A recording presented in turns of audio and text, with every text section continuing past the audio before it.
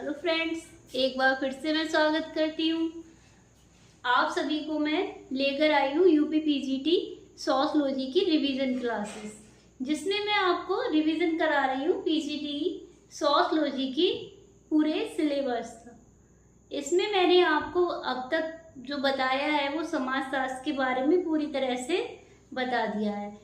उसी की कड़ी को आगे जोड़ते हुए मैं आपको बता रही हूँ कि समाजशास्त्र के अंदर जो समाज है वो एक मौलिक अवधारणा है। इसी प्राथमिक अवधारणा है, मौलिक अवधारणा है। सबसे पहले की अवधारणा जो है वो है समाज। तो समाज क्या है? समाज हमारा जो सामाजिक संबंधों की एक जटिल व्यवस्था है। समाज में क्या है? सामाजिक संबंधों की एक जटिल व्यवस्था ही समाज है, जिसमें हमने आपको समाज का अर्थ, उसकी परिभाषाएं और उसकी विशेषताएं बता रखी हैं। आज हम लेके आए हैं कि समाज के अंदर एक समाज होता है। समाज के अंदर क्या होता है? एक समाज होता है, जहाँ समाज हमारा सामाजिक संबंधों की एक व्यवस्था है, सामाजिक संबंधों की एक जटिल और परिवर्तनशील व्यवस्था है समाज। वही हमारा जो एक समाज है वो व्यक्तियों का समूह है। व्यक्तियों के समूह को क्या कहा गया है? एक समाज कहा गया है। उसी को आज हम पढ़ाते हैं। ठीक है, आइए देखते हैं एक समाज, आ सोसाइटी। तो इसमें क्या है कि पहले हम बता रखा है हमने समाज में क्या है कि सामाजिक संबंधों की जटिल व्यवस्था या सामाजिक संबंधों के जाल।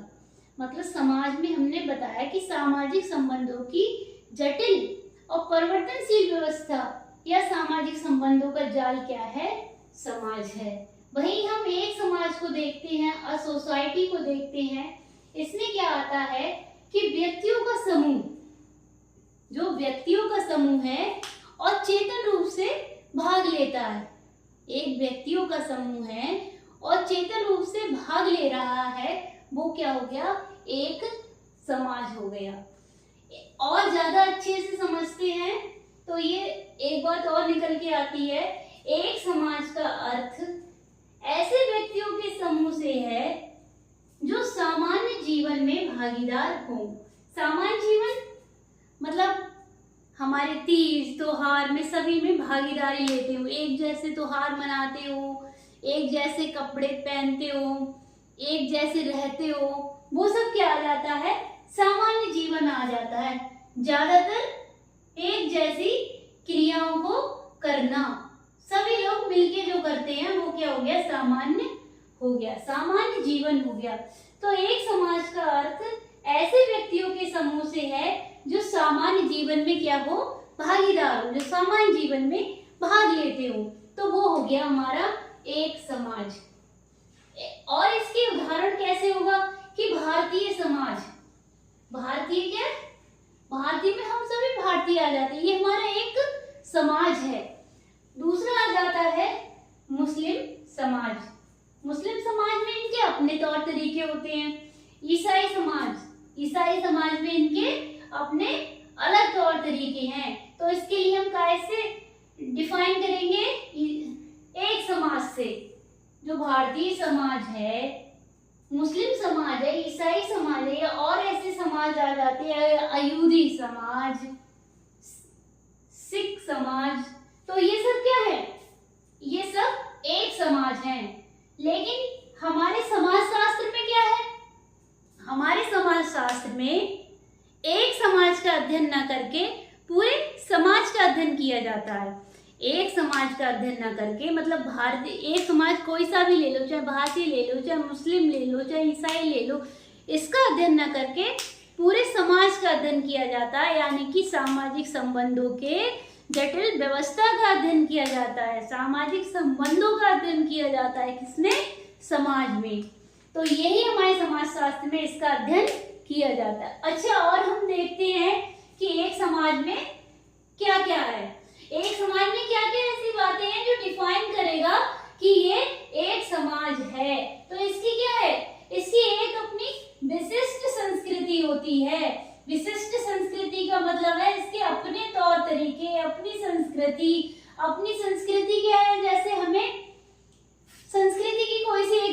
लो, जैसे हमें होली मनाना है तो हमारी एक ये संस्कृति है, एक ये परंपरा है जो हमने अपने पीढ़ी दर पीढ़ी ये चलती रहती है, जो हमने सीखी है पहले से। संस्कृति का मतलब क्या है? ऐसी बातें जो हमने सीखी हो वही संस्कृति होती है। तो इसकी अपनी एक विशिष्ट संस्कृति होती है। सदस्यों में क्या है? सदस्यों में सजातीयता की चेतना होती है। सजातीयता की बात आती है तो ये गिडिंग्स आते हैं। सजातीयता की चेतना की बात कौन करता है? गिडिंग्स करते हैं। समाज में जो सजातीयता की चेतना है उसकी बात करते हैं गिडिंग्स। तो सदस्यों में क्या है? सजातीयता की चेतना। अगर हमारे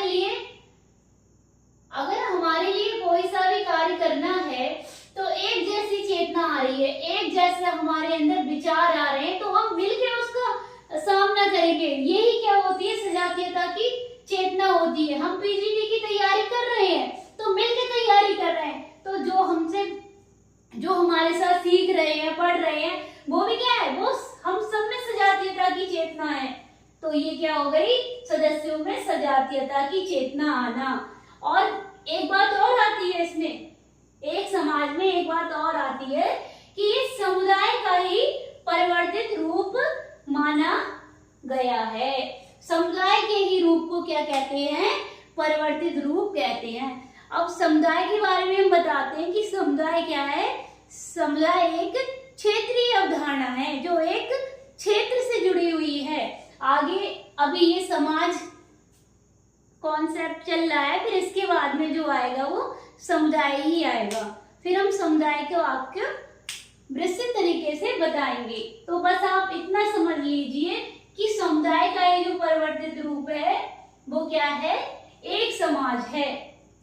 समुदाय में क्या है? हम की भावना पाई जाती है, एक विशिष्ट क्षेत्र से जुड़ा हुआ होता है, व्यक्तियों का समूह होता है। तो ये सब समुदाय के बारे में बातें हैं जो समुदाय में आती हैं। हम आगे की क्लासों में समुदाय के बारे में ही पढ़ेंगे। एक समाज के बाद अब सीधे समुदाय का ही नंबर आएगा।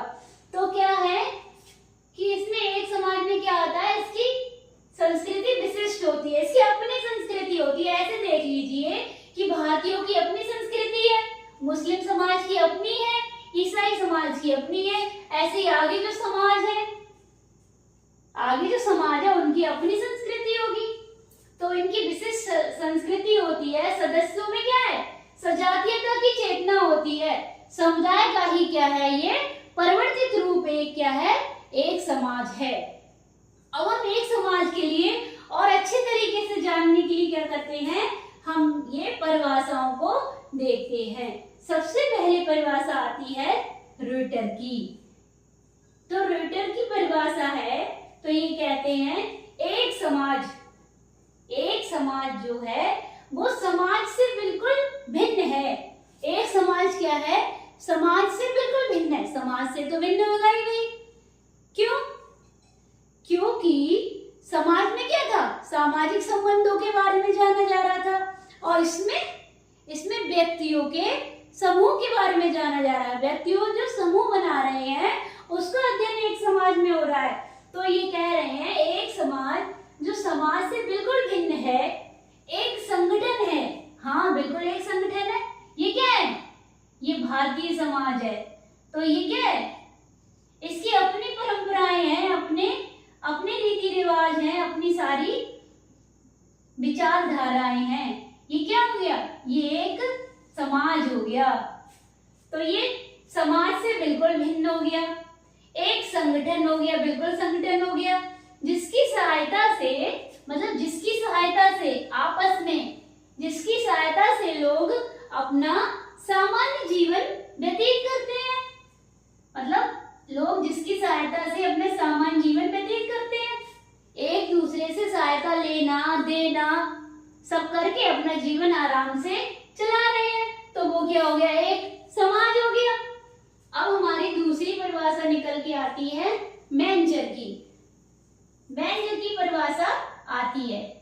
रॉयटर की एक बात और आपको ध्यान होगी, कल हमने बताई थी। रॉयटर ने कहा है समाज एक अमूर्त धारणा है। समाज एक क्या है? अमूर्त धारणा है। रूटन ने ये वाली बात कहा है, ये आती है ये वाली बात की, ये किसने कहा है? समाज एक अमूर्त धारणा है। एक बात और कही रूटन ने कहा है कि जैसे जीवन एक वस्तु नहीं है, जीने की एक प्रक्रिया है, वैसे ही समाज एक वस्तु नहीं है, क्या है? संबंध बनाने की एक प्रक्रिया है।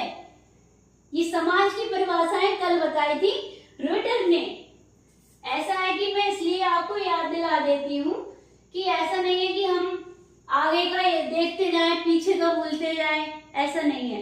अगर कोई भी अगर विचारक ऐसा है जो दोबारा से आ रहा है तो हम उसकी परिभाषा को जरूर ऐसे ही याद कर लेंगे, तो हमको हमेशा के लिए याद रहेगी।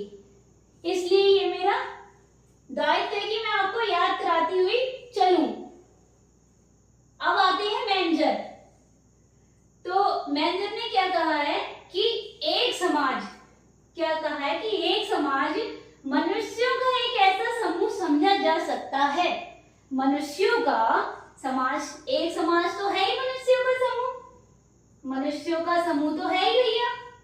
तो एक समाज मनुष्यों का ऐसा समूह समझा जा सकता है जिसके सदस्य सामान्य कार्यों या गतिविधियों में चेतन रूप से भाग लेते हो।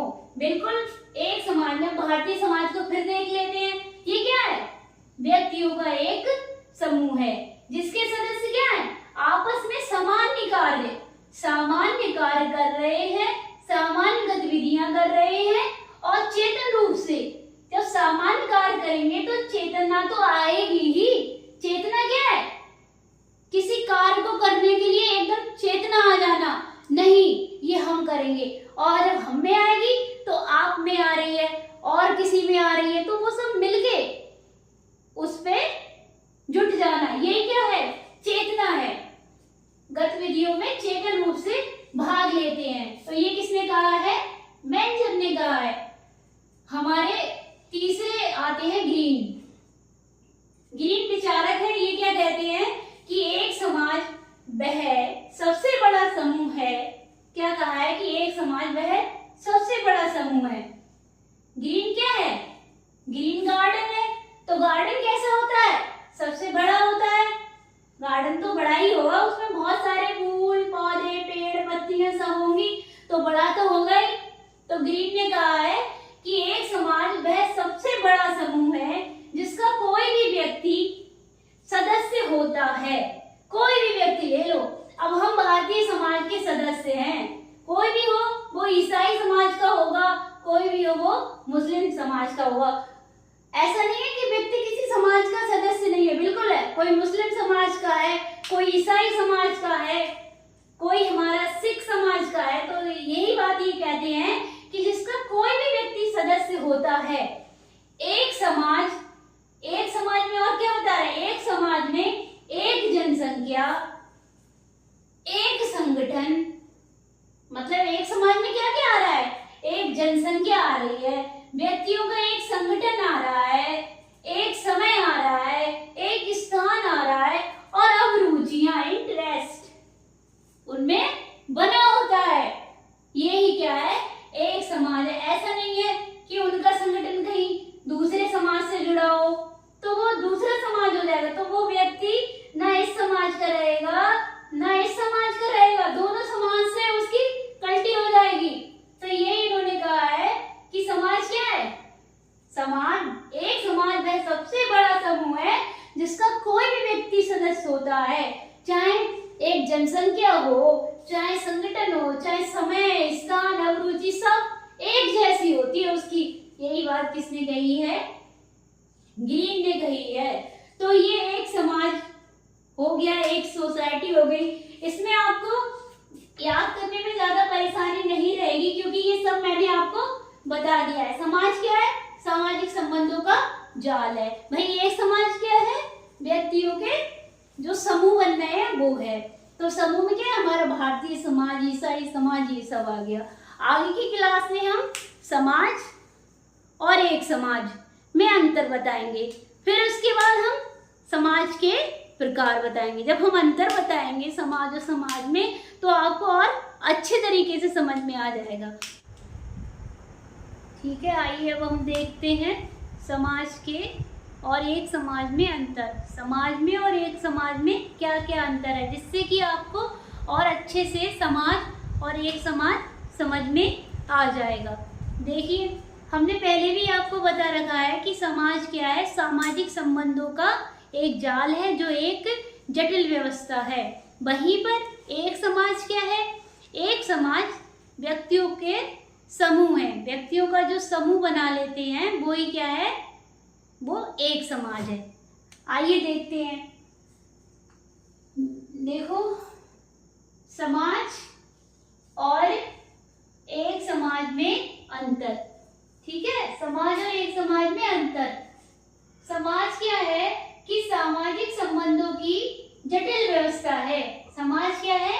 सामाजिक संबंधों की एक जटिल व्यवस्था है जो क्या है? हमेशा परिवर्तनशील रहती है।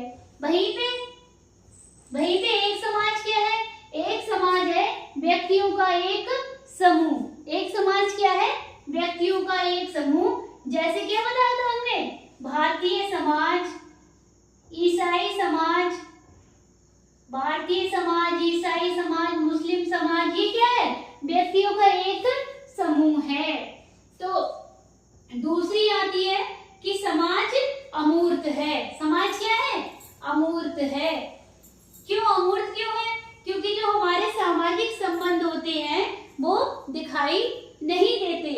सामाजिक संबंध कभी दिखाई नहीं देते, तो वो केवल उसे कहते हैं अमूर्त। जो चीज दिखाई ना दे वो क्या है? अमूर्त। तो सामाजिक संबंध मतलब दिखाई नहीं देते, इसी कारण क्या है? समाज अमूर्त है। वहीं एक समाज क्या है? मूर्त है। क्यों? क्योंकि ये एक व्यक्तियों का एक समूह है। समूह को हम देख सकते हैं, महसूस कर सकते हैं, तो ये क्या है? मूर्त है। समूह होने के कारण ये मूर्त है और ये संबंध होने के कारण अमूर्त है। तीसरी आती है हमारी अंतर। तीसरा अंतर आता है व्यक्तियों का क्या? व्यक्तियों का उत्तरदायित्व समाज में असीमित होता है। क्यों? क्योंकि समाज तो बहुत बड़ा है। समाज के अंदर एक निकल के आया है एक समाज। समाज बहुत बड़ा है, पूरा वर्ल्ड का समाज है। समाज तो किसी का भी हो सकता है। मैकाइवर ने क्या कहा है? जहाँ कहीं जीवन है वहीं समाज है। तो चींटियों का भी समाज है, मधुमक्खियों का भी समाज है, पक्षियों का भी है, पशुओं का भी है। तो क्या है? समाज क्या है? असीमित है। तो इसमें क्या है? व्यक्तियों के उत्तरदायित्व भी क्या है? असीमित है। वहीं पे एक समाज क्या है? केवल सीमित है। इसमें व्यक्तियों के उत्तरदायित्व क्या है? बहुत सीमित है। जैसे कि भारतीय समाज में व्यक्तियों के दायित्व क्या है? ये एक समाज है और इसमें क्या है?